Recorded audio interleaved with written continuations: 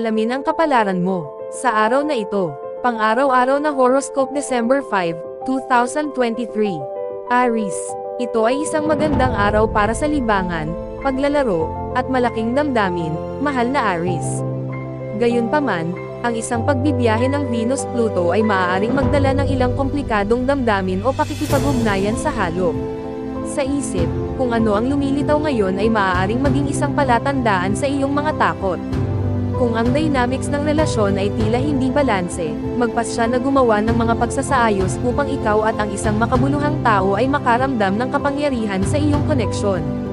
Subukan ang iyong makakaya na palitan ang takot ng pagmamahal upang pagalingin ang iyong sarili at palakasin ang iyong mga relasyon. Isaalang-alang din na ang mga pag-aalala tungkol sa iyong trabaho, reputasyon, o posisyon ay maaaring walang batayan o pinalabis. Kung hindi, oras na para gumawa ng mga posibleng solusyon ngunit gawin ang mga bagay ng paisa-isa. Panuurin ang posibilidad na maging labis dahil maaari itong makagambala sa malusog na pakikipag-ugnayan. Posible ang mga kahinahinalang damdamin, ngunit ang mga ito ay maaaring nagmula sa isang lugar ng takot. Maghanap ng balanse sa pagitan ng kalayaan at ginhawa, kahit na nangangahulugan ito ng pagputol o paghilig sa ilang mga aktibidad. Lucky number for the day, 8. Lucky colors for the day, green at pink. Taurus, ang iyong ugali na manatili sa mga pamilyar na tao, sitwasyon, at bagay ngayon ay pumupuno sa kasalukuyang pangangailangan, mahal na Taurus. Naghahanap ka ng higit na seguridad at ginhawa. Pinakamainam na panoorin ang obsessive na pag-uugali sa Venus-Pluto square ngayon na naghihikayat sa iyo na mag-isip tungkol sa mga negatibong emosyon o komplikadong mga paksa. Maaaring maraming nangyayari sa ilalim ng ibabaw ng mga bagay, at masyadong nakakatukso na ipahayag ang mga bagay ng hindi direkta, na maaaring makapagpalubha pa ng mga bagay. Maaari itong maging nakakadismaya sa pinakamainam at nakakasira sa pinakamasama, ngunit medyo lumilipos din at mapapamahalaan. Isang bagay ang pumukaw o nagpapalitaw ng isang lumang sakit o sama ng loob. Sa halip na hayaan itong mamuno sa iyong pag-uugali, suriin kung ano ang umuusbong ngayon at layunin na ilagay ito sa likod mo. Sa totoo lang, marami kang matututuhan mula sa magugulong damdamin na maaaring lumabas ngayon. Ang paggalugad ng matinding emosyon ay maaaring makatulong, ngunit ang pag-iisip sa isang bagay na hindi mo, o hindi nila balak, baguhin ay hindi makakabuti sa iyo. Ang pag-alis sa pangangailangang makarating sa katotohanan ng isang bagay ay maaaring para sa pinakamahusay ngayon. Lucky number for the day, 9. Lucky colors for the day, violet at red. Gemini, ikaw ay mausisa at konektado ngayon, mahal na Gemini. Gayunpaman, ang mga enerhiya ngayon ay puno o tense minsan. Ang isang Venus-Pluto square ay maaaring mag-trigger ng hinala o kahinaan. Maaari kang makaranas ng matinding atraksyon o impulses na nagmumula sa malalim na lugar.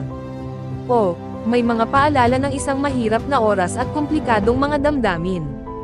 Ang mga relasyon ay hindi diretso ngayon, maaaring may maramdaman kang nakatagong agenda o emosyonal na mga bitag sa ilan sa iyong mga pakikipag-ugnayan. Mag-ingat na hindi ka humawak sa isang bagay dahil lang sa takot kang bumitaw. Ang mga hindi malusog na attachment ay maaaring maging malinaw ngayon.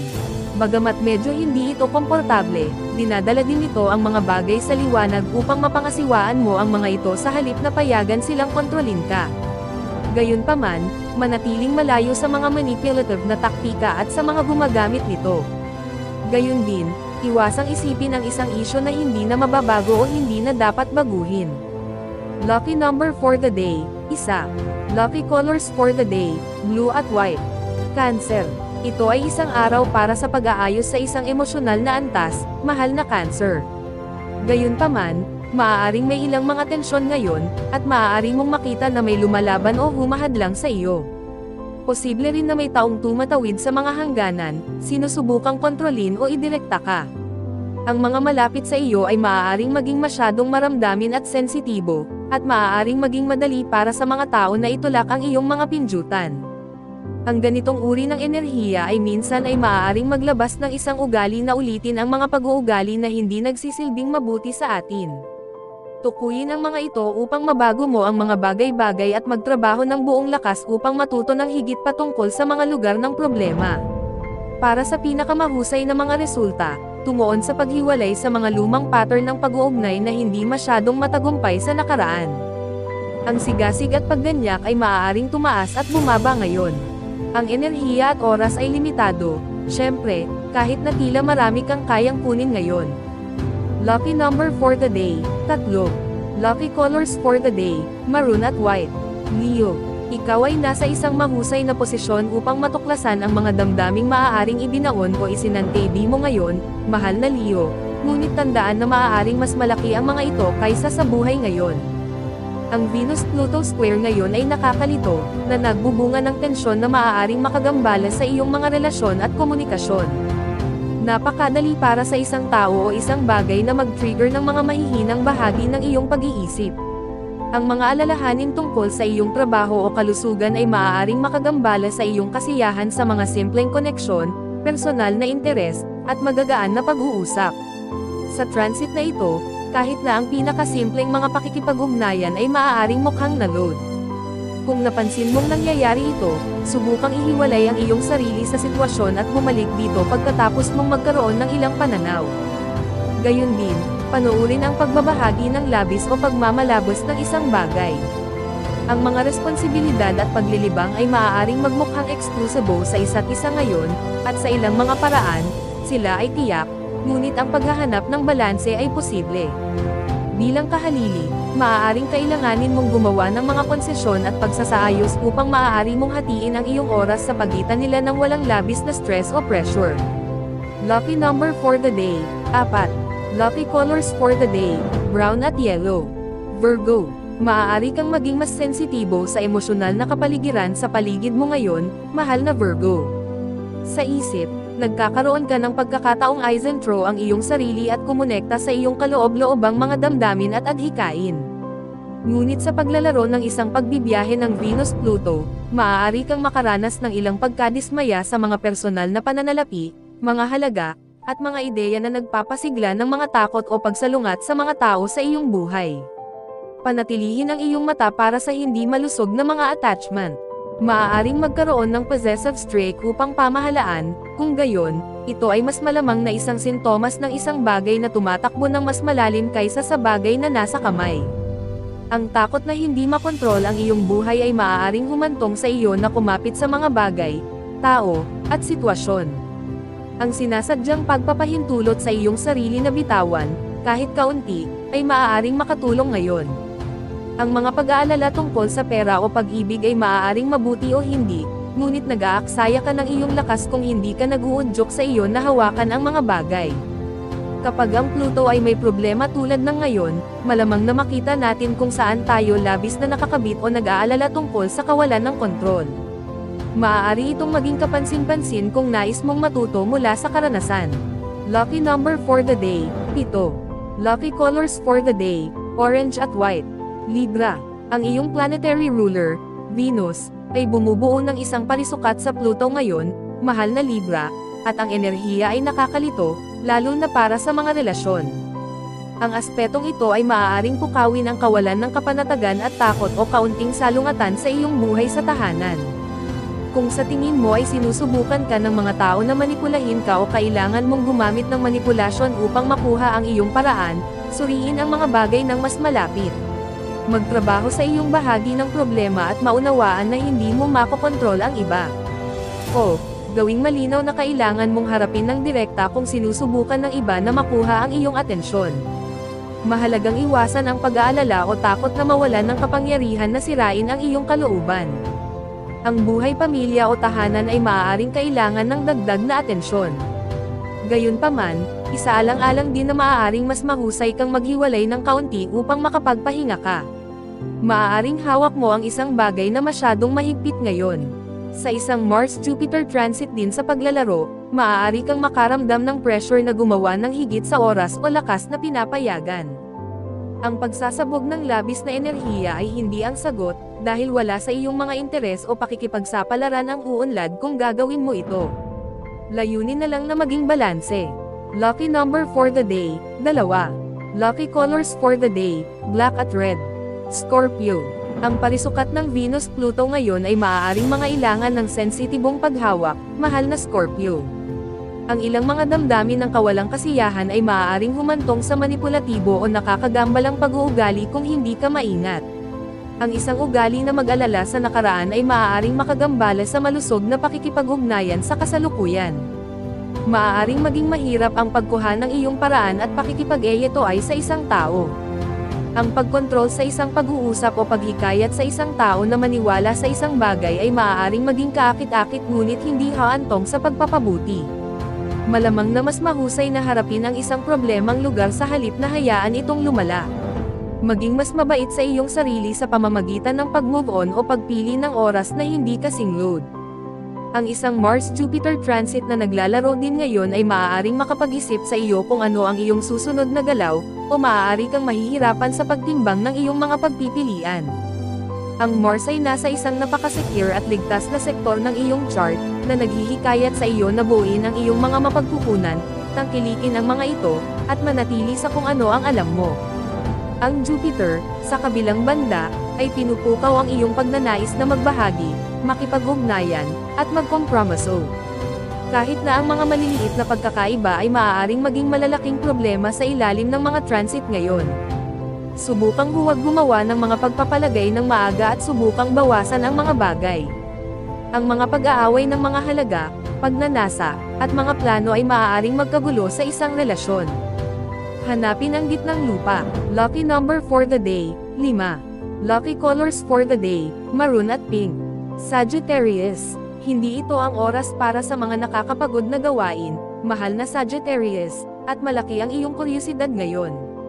Gayunpaman, ang mga enerhiya ngayon ay medyo komplikado. Kung gumawa ka ng higit pang mga pangako kamakailan, ang mga ito ay maaaring makagambala sa iyong pangangailangan na ituloy ang mga personal na plano. Maaari kang makaramdam ng pansamantalang pagkapagod at kawalan ng direksyon o focus. Ang isang parisukat ng Venus-Pluto ay maaaring tumuro sa isang sitwasyon na nag-trigger ng isang walang magawang pakiramdam ngunit huwag payagan ang takot o sama ng loob na magmaneho sa iyong pag-uugali. Maaaring may isyo sa paligid ng mga halaga, pera, o mga tanong ng pagmamayari at mga hangganan na maaaring magdulot ng ilang tensyon. Maaaring may ilang hindi tuwiran o paikot-ikot na aktibidad na nagpapahid sa iyo sa maling paraan. Ang araw ay maaaring nasa mabigat na bahagi sa isang Capricorn. Ikaw ay nasa isang mapagmasid, introspective na balangkas ng pag-iisip ngayon, mahal na Capricorn. Naaakit ka sa mga misteryo at palaisipan. Kung maaari mong pamahalaan ang paggugol ng oras ng walang panghihimasok upang magawa mo ang iyong sariling bagay, malamang na makikinabang ka. Gayunpaman, ang isang aspeto ng Venus-Pluto sa paglalaro ay maaaring magdulot ng tensyon at kompetisyon. Malamang na nararamdaman ito sa mga nasa awtoridad o sa mundo ng negosyo, bagamat maaari ding maging stress ang mga personal na pakikipag-ugnayan marahil ay puno pa nga. Para sa pinakamahusay na mga resulta, panatilihin ang lahat ng iyong mga pakikitungo sa itaas ng board at iwasan ang mga bitag ng paglalaro.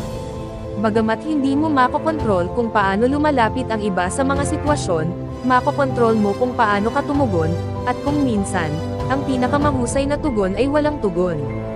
Ang kompetisyon ay maaaring magudyok sa iyo na pagbutihin ang iyong laro, ngunit ngayon, ikaw ay may hilig na mapagpaliban dito mas malamang na kuskusin ka sa maling paraan. Gawin ang iyong bahagi sa pamamagitan ng pag-iwas sa mga pagtatangka na idirekta ang mga bagay. Sa totoo lang, ang mga pag-uugali ngayon ay maaaring makasira ng iyong reputasyon, at pinakamahusay na panatilihin ang mga bagay na status quo sa ngayon. Lucky number for the day, 7. Lucky colors for the day, green at pink. Aquarius, maaaring magkaroon ng mas malakas na emosyon sa mga relasyon ngayon, mahal na Aquarius. Sa ngayon, ang pakikipag-ugnayan ay mahalaga sa emosyonal na kasiyahan sa buwan sa iyong sektor ng pakikipagsosyo. Gayunpaman, ang parisukat ng Venus-Pluto ngayon ay komplikado dahil maaari nitong pukawin ang anumang mga tendensya patungo sa emosyonal na labis. Maaaring magkaroon ng labis na reaksyon sa maliliit na problema at kaganapan, ngunit malamang na mga sintomas ito ng mas malalalim na isyu.